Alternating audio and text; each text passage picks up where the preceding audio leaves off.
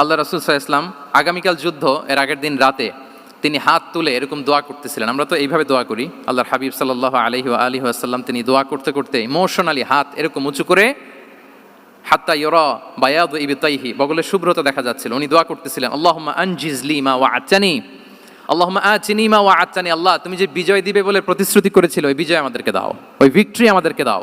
দোয়া করছিলেন। সাইয়েদনা আলী রাদিয়াল্লাহু তাআলা আনহু উনি বর্ণনা করছেন যে বদরের যুদ্ধের আগের রাতে আমরা সবাই ঘুমোচ্ছিলাম, কিন্তু রাসূল সাল্লাল্লাহু আলাইহি ওয়াসাল্লামকে দেখলাম যে না, উনি হাত তুলে শুধু আল্লাহর কাছে কান্না করছেন, দোয়া করছেন। আবু বকর রাদিয়াল্লাহু তাআলা আনহু উনি বলেন যে আমি যে দেখলাম যে তিনি ফজর পর্যন্ত দোয়া চালিয়েই যাচ্ছিলেন, দোয়া কন্টিনিউ করছিলেন তিনি। এবং দোয়া করতে করতে রাসূল সাল্লাল্লাহু আলাইহি ওয়াসাল্লাম এতটাই ইমোশনাল হয়ে গেলেন যে ওনার গায়ের চাদরটা নিচে পড়ে গেল।